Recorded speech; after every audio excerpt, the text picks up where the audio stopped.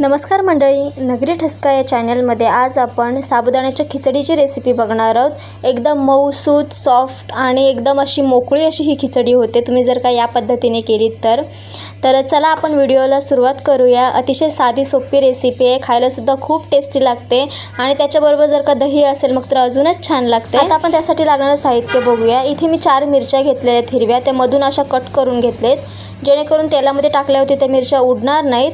आणि अशा पद्धतीने बटाटा कट करून घेतलाय, भाजलेल्या शेंगदाण्याचा कूट घेतलाय आणि शेंगदाण्याचं तेल घेतलेलं आहे। इथे कढईमध्ये शेंगदाण्याचं तेल घालून घ्यायचं। तेल चांगलं गरम झालं की मग त्याच्यामध्ये मिरच्या घालायच्या आणि मिरच्या चांगला डाग पडेपर्यंत आपल्याला तेलामध्ये परतून घ्यायची। तुम्ही बघू शकता इथे अशा पद्धतीने मिरच्या चांगल्या फ्राय करून झाल्या की मग आपल्याला याच्यामध्ये कट केलेला बटाटा घालायचा आहे। बटाटा सुद्धा चांगला परतून घ्यायचा, थोडंसं मीठ घालायचं त्याच्यामध्ये, व्यवस्थित परतून घ्यायचं आहे 3 ते 4 मिनिटांसाठी बटाटा हा तेलामध्ये।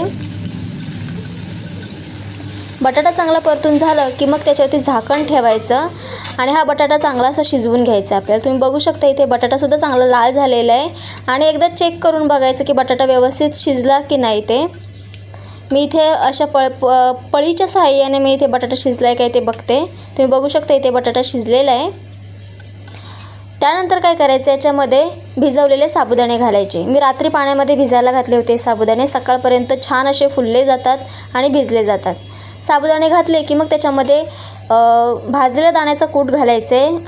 कूट थोडासा जाडसर ठेवायचा आपल्याला, एकदम बारीक कूट करून नाही घ्यायचा। चवीपुरतं मीठ घालायचं, मीठ बेताने घालायचं कारण आपण मगाशीसुद्धा बटाटा शिजवताना आपण थोडंसं मीठ घातलं होतं, तर त्या अंदाजाने तुम्ही याच्यामध्ये मीठ घालायचं आहे आणि छान अशी ही खिचडी आपल्याला परतून घ्यायची। परतून झाली की मग त्याच्यावरती झाकण ठेवायचं आणि खिचडी ट्रान्सपरंट होईपर्यंत आपल्याला वाफवून घ्यायचे। एक 5 मिनिटांनंतर झाकण काढायचे। तुम्ही बघू शकता इथे मगाशी पांढरी दिसत होती खिचडी, आता थोडीशी ट्रान्सपरंट झालेली आहे, म्हणजे ही व्यवस्थित शिजली गेलेली आहे आणि परतली गेलेली आहे। तर पुन्हा एकदा 2 ते 3 मिनिटांसाठी छान अशी परतवायची आणि गरम गरम सर्व करायची।